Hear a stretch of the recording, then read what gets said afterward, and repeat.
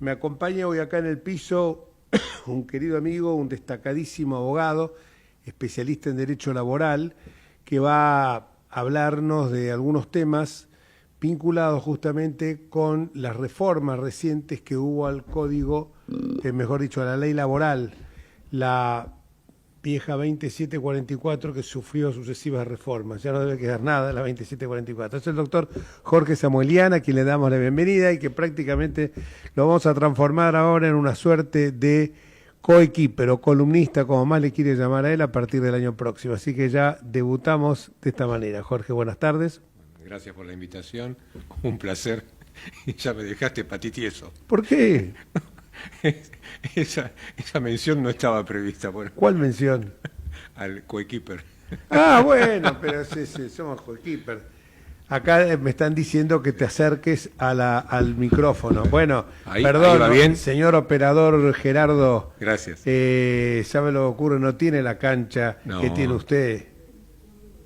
Vamos a adentrarnos ahora, creo que ya debe estar el doctor Osvaldo Pérez San Martino, me hace enseñas, pero vamos a ir directamente a hablar con nuestro invitado, y no le gusta, pero nos vamos a transformar en coequiper juntamente con Osvaldo Pérez San Martino, que es el doctor Jorge Samuelian.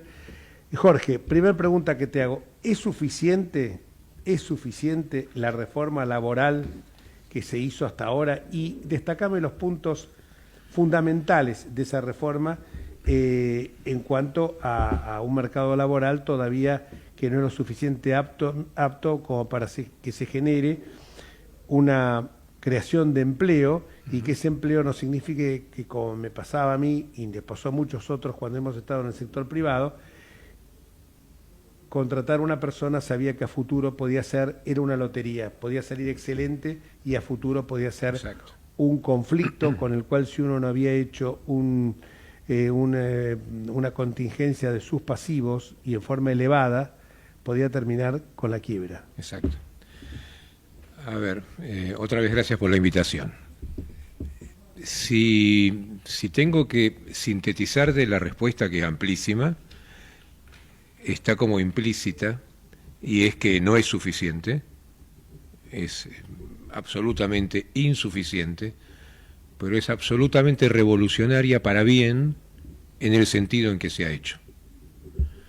O sea, parece dicotómico, pero estoy usando el juego de palabras intencionalmente. O sea, ¿es poco lo que se hizo frente a todo lo que se puede y se debe y necesitamos se haga? Sí, es poco. ¿Pero es poco por la importancia que tiene? No, es muchísimo. Y a su vez, es muchísimo y es, me animo a decir, aún más grave, aún más trascendente, lo que falta de lo importante que se hizo. Si me permitís, lo empiezo a desglosar. Sí. Cuando digo que es importante, y ahí te vas a acordar a nuestras charlas cuando trabajamos estos temas, siempre ponés sobre lo que digo el paraguas de la obligación que me impongo de tratar de coadyuvar, colaborar en la generación de normas que a su vez generen las condiciones para que haya trabajo en blanco. Perfecto. Nada de lo que voy a decir y de lo que vengo diciendo en estos años de tratar de colaborar con este afán republicano, tanto con López Murphy como con Patricia y el equipo que manejaba Dante Sica, donde nos hemos tratado, nada, y lo que hacemos ahora con la diputada Racini del PRO, nada está hecho si no es con esa finalidad. Entonces, con esa finalidad, el vaso ese medio lleno y valiosísimo, ya conseguido con la ley de bases y en un principio con el DNU, vamos a lo inobjetable, que es la ley de bases, y el DNU tiene sus aristas, pero tampoco está derogado. El sentido es el mismo, y lo que destaco es, hoy conseguimos un objetivo que era clave en todo mi trabajo previo: convalidar, ratificar, valorar el sistema indemnizatorio de esa ley madre que vos bien citaste, que este año cumplió 50 años de vida, y que después de 50 años se muestra más joven, más lozano y más útil que nunca. Esto es, no se le quitó el derecho al trabajador a ser indemnizado, no se implementó el sistema de fondo de cese o mochila o como quiera llamarlo, desplazando el anterior, que no es una posición que esgrima hoy. Está mi libro como testimonio, que está editado en el 23. O sea, ahí sostuve que lo que había que hacer, con total humildad, pero era mi certeza, era por ley establecer la derogación de las indemnizaciones agravadas, en mi criterio mal llamadas multas, pero a condición de mantener incólume el sistema histórico, ese que todos manejamos toda la vida. Dejando de lado las multas, mantener el sistema de toda la vida. El sistema histórico que venía a ser el que tiene dos patas. Sí. El despido mal hecho genera un daño y ese daño tiene que ser indemnizado por el empleador. Un sueldo por cada año de con servicio. Un parámetro. La segunda pata es de manera previsible para dar, y es el otro tema clave de todo lo que vamos a hablar, darle seguridad jurídica a las dos partes de la ecuación, al empleador y al trabajador. Para dar seguridad jurídica, ese sabio legislador estableció que ese daño que ya existía cuando el despido no tenía justa causa, valía una pauta cierta, previsible, el mejor sueldo multiplicado por los años de trabajo. Eso está hoy vigente sueldo, como siempre. Y cuando era sustitutiva por falta de preaviso, un sueldo. Obvio. Más la liquidación final de siempre, más la falta de preaviso, pero digamos, lo importante... Pero no existen más las multas, no. Hoy, ya. Hoy vos tenés la tranquilidad de que más allá de que se pueda pleitear, de que se pueda discutir que esto es inconstitucional, que eso está libre y es el derecho de cada abogado y cada parte de esgrimirlo. Para eso somos abogados y para eso está la ley. Pero estoy convencido que la norma es constitucional, que el objetivo bien vale las derogaciones que consiguió, y vuelvo a autocitarme. En mis proyectos y en el libro pretendíamos varias más derogaciones, pero me baso y me fundo en las que ya se consiguieron. En la ley de bases se derogaron, en la parte pertinente, la que generaba costo sobre costo, las normas de la ley de empleo del año 91, la ley 25.323 del año 2000 y las normas que generaban indemnización sobre indemnización también del año 2000 de la ley 25.345. Eso no rige más. Perfecto. Ahora vamos a esto porque lo tenemos a Osvaldo Pérez San Martino, que es un destacado constitucionalista, y le vamos a preguntar ahora a él. Primero te voy a decir a vos que la bomba que querías traer hoy, te estás riendo ya. La bomba que querías traer hoy es, tiró el título, que la Corte fijó un criterio y los jueces de el criterio, sí, para no ser guardado, me acordé de una frase que tenía Victorio Gassman, se lo pasan por las tumbas etruscas, decía Victorio Gassman. Los jueces se lo pasan, te vas a reír vos, ¿no, Osvaldo? Osvaldo, buenas tardes. Hola, buenas tardes, Jorge. ¿Te acuerdas de esa frase de Gassman? Es finísima, no me digas. No la recordaba, no. Se lo pasa por las tumbas etruscas, dicho en italiano, ¿no? Sí. Pero bueno, por lo menos le obliga a que los trolls libertarios vayan a buscar qué significa tumbas, me imagino que lo sabrán, pero etruscos les va a costar un poquito. Bueno, vamos a lo que estábamos diciendo.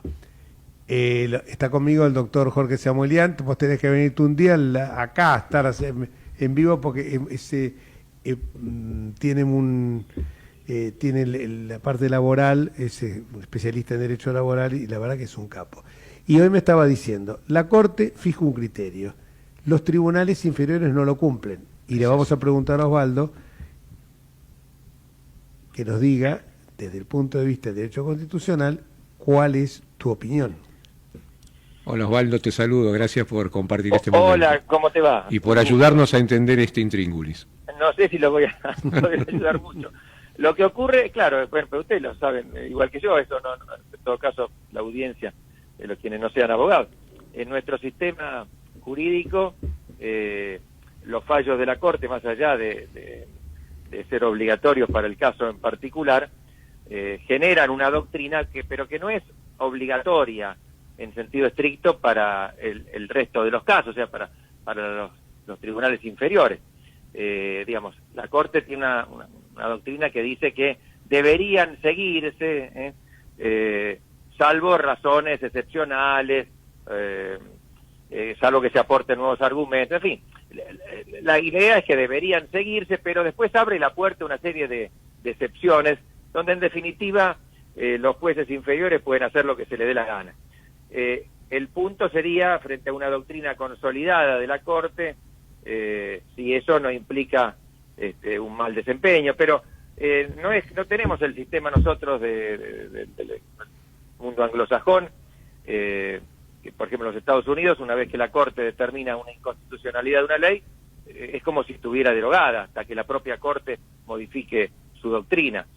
Nosotros tenemos una suerte de anarquía, donde cada juez parece sacar pecho y pretender ser un emperador, lo que me parece muy malo, porque en nuestro sistema es así, tomado de los Estados Unidos, es el efecto interpartes solamente, pero genera falta de certeza, falta de seguridad jurídica.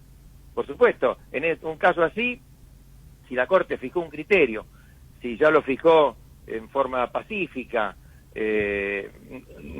no recuerdo este caso en particular, pero me parece que fue por unanimidad. Exacto. Claro que deberían seguirlo los tribunales inferiores, pero bueno, tenemos, ustedes lo saben mejor que yo, eso, un fuero del trabajo que tiende a aplicar las normas, no ya en indubio properario, que en caso de duda, a favor, sino aún sin duda, tiende a tratar de beneficiar al trabajador, lo que a la larga genera su perjuicio. Esto es como con las nuevas, pero eso ya sería entrar en otro tema, ¿no? Como con la ley de locaciones y demás. Esta excesiva protección tiende a que a la larga, bueno, haya menos oferta laboral, en fin, todos los problemas que conocemos. El fallo de la Corte que vos aludías, contá un poquito más, explayate un poquito sobre eso. Sí, entro al tema que era la segunda parte del planteo original, Osvaldo. Yo quería marcar, o empecé marcando, lo bueno que ya tenemos, poco pero muy trascendente de todo lo que hay que hacer, pero quería destacar, y este es el tema, lo grave, lo trascendente de lo que falta con urgencia, que es exactamente legislar y terminar con esta inseguridad jurídica que, me animo a decir, es lo más grave que he vivido en el derecho, y te hablo de 30 años de comer de esto todos los días, en el derecho laboral actual, y te vas a dar cuenta enseguida porque digo que es tan grave.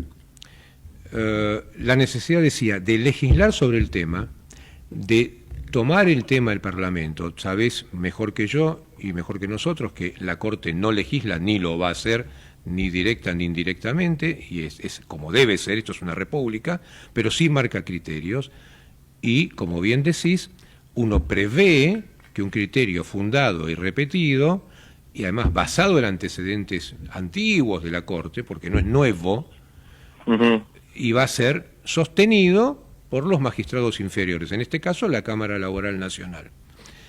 Ahí es lo que le anticipaba a Jorge, la sorpresa que nos hemos llevado cuando empezamos a ver fallos, segundos fallos dictados después de la intervención de la Corte, que no se ajustan a los criterios fijados por la Corte cuando habló. Lo digo lo más simple y brevemente, pensando además en quien nos escucha, que no tiene por qué ser abogado, y la idea es que se comprenda por todos. A ver si puedo ser más que sintético y didáctico en esto. El problema pasa por ya no discutir a qué tiene derecho o no el trabajador. Estamos en otra instancia. Acá ya el trabajador ganó el juicio, ya la justicia le reconoció el derecho a ser indemnizado, con o sin multas, con o sin agravadas, depende de la antigüedad del juicio, ¿sí? El problema es, ese derecho reconocido en juicio se traduce en plata. ¿Cuánta plata debe cobrar el trabajador? Ahí está el quid de la cuestión. Es un problema porque estamos en esta Argentina, porque tenemos tribunales colapsados, porque tenemos, y lo que voy a decir es dato objetivo. Después discutiremos culpa de quién es, juzgados mejores o peores, abogados mejores o peores. Son datos objetivos incontrastables. Los juicios laborales duran años y años y años. 4, 6, 8, 10, 12. Es normal hasta que lleguemos al momento de pagar y ahí definir cuánto vale un juicio. Esa dilación en los expedientes, además potenciada, porque en estos años que nos precedieron tuvimos una pandemia con casi parálisis completa del fuero laboral, ¿sí?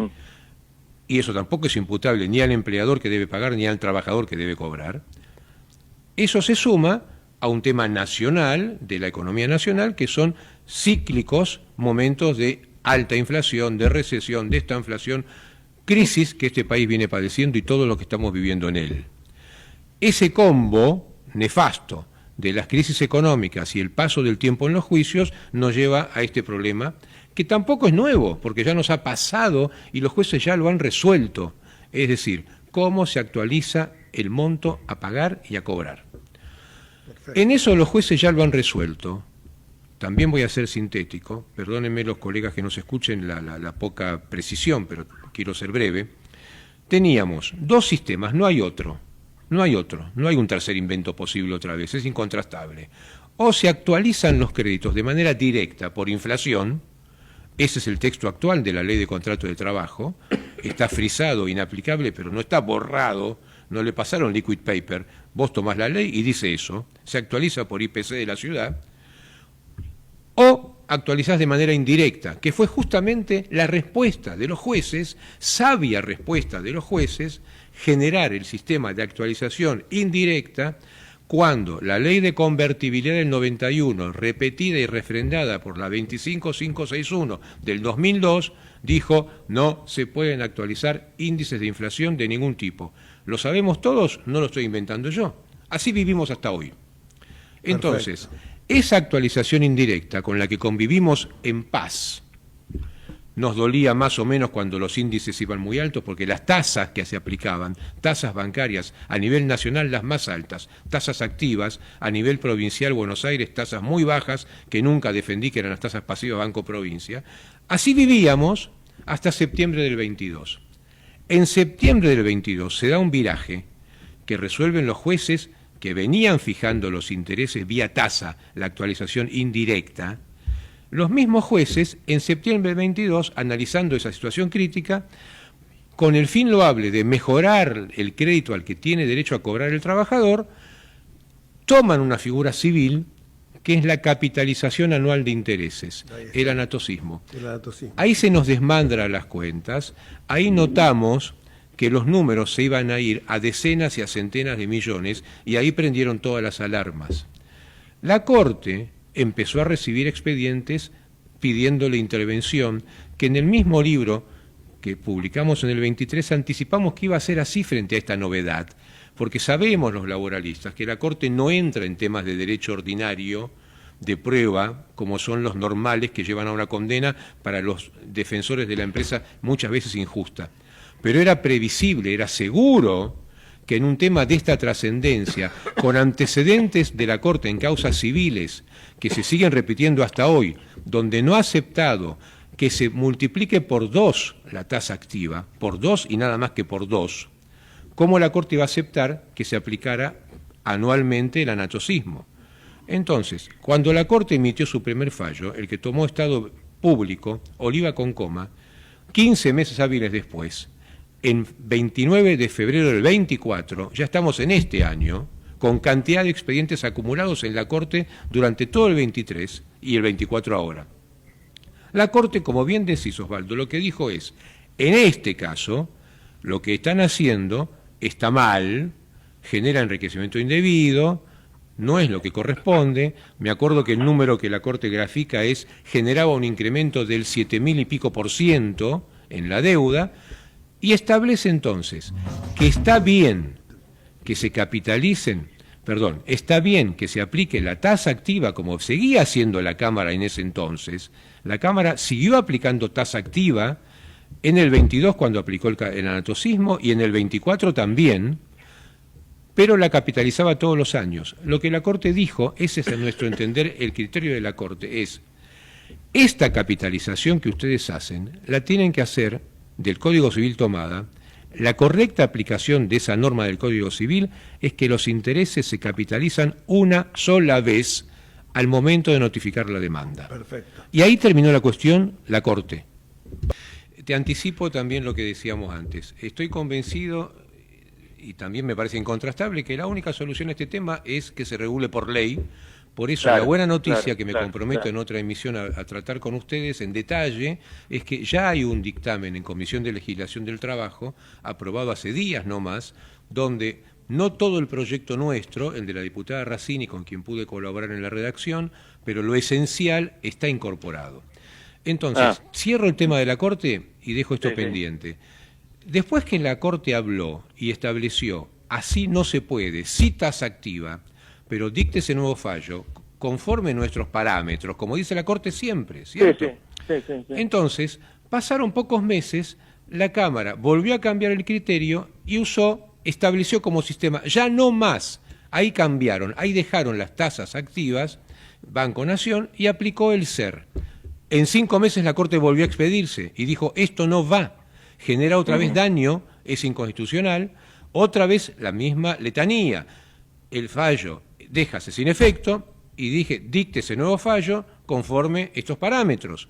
Es lo que dice la Corte. Ya lo dijo en 2 causas de mi estudio y lo viene repitiendo. Ahora, lo Lo que novedoso... pasa, perdón, si esto estoy pensando en voz alta, ¿no? Sí. Si se sigue repitiendo así, me parece que en un momento la Corte va a tener que fijar ella misma, entonces. Bueno, en vez de remandar a la Cámara, va a tener, digamos, porque si Esta no es le están otra, desobedeciendo esta es otra constantemente. posibilidad que se evitaría si se legisla sobre el punto, que es lo que estamos cerca de conseguir, en principio a partir de las ordinarias de marzo.